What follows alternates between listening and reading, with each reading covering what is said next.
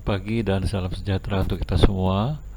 Pagi ini kita akan membahas manajemen fasilitas dan desain hotel, yaitu meliputi manajemen fasilitas, jenis bangunan, desain dan pola layout dari hotel tersebut.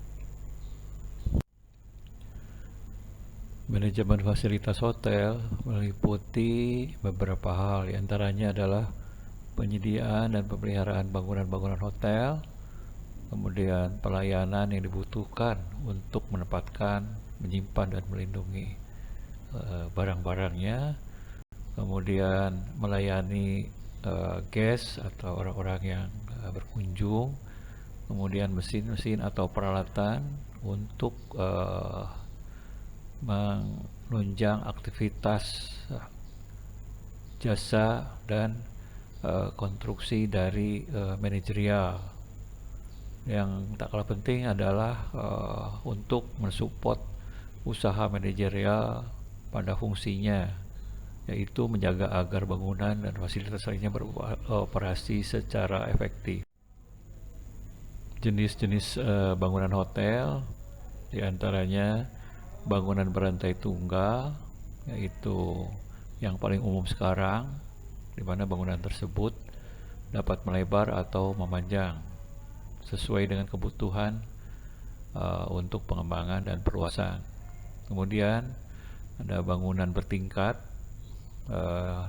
beserta arsitekturnya, meliputi perkembangan arsitektur fasilitas yang berdampak penting, terutama untuk operasional struktur biaya tetap dan variabel bangunan. Hal ini tujuannya adalah untuk perpindahan atau siklus ekonomi dari para tamu atau orang-orang yang aktif dalam proses dan operasional hotel tersebut. Untuk desain dan pola layout hotel terdapat berbagai hal, yaitu ada 4. Yang pertama adalah layout fungsional, layout produk, layout kelompok, dan layout posisi tetap.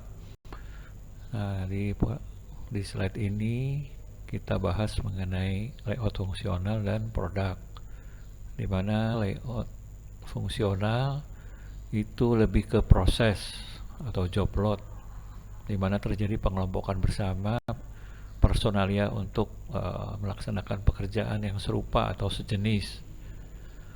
Untuk layout produk sering disebut layout garis atau handline, berarti kebutuhan-kebutuhan operasional produk didominasi dan ditentukan oleh layout dan peralatan-peralatan penunjang lainnya. Untuk layout kelompok, yaitu dibuat partisi atau daerah-daerah kelompok proses produksi F&B maupun proses pembuatan F&B atau pastry yang merupakan proses yang sejenis. Kebaikannya yaitu menghemat biaya penanganan bahan dan mudah mengetahui di mana setiap kelompok berada. Hal itu dilakukan untuk menjaga ketepatan kirim F&B. Sedangkan untuk layout posisi tetap, yaitu sering disebut fixed position layout, sering digunakan untuk produk-produk yang dalam jumlah besar atau kompleks, termasuk jembatan dan ruang-ruang F&B produk. Kebaikannya yaitu menghindari biaya tinggi karena proses pemindahan produk tersebut dari satu tempat ke tempat yang lain. Adapun metode-metode layoutnya adalah pertama, mulai dengan diagram perakitan atau bagian proses. Tujuannya adalah untuk menunjukkan bagaimana proses produksi di kitchen F&B dari bahan mentah sampai jadi.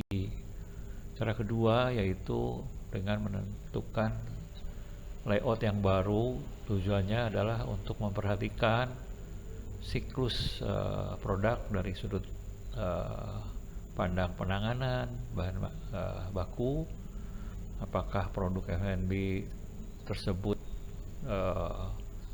besar, padat, atau ringan, atau bagaimana bentuknya, baik panjang maupun lebar atau lentur atau mudah ditumpuk. Semuanya itu dikelompokkan. Cara yang ketiga adalah analisa layout, mulai dari menggambarkan kebutuhan ruangan atau aktivitas di situ dengan menunjukkan bagian-bagian yang tetap, semi tetap, atau yang fleksibel yang dapat dipindah-pindahkan.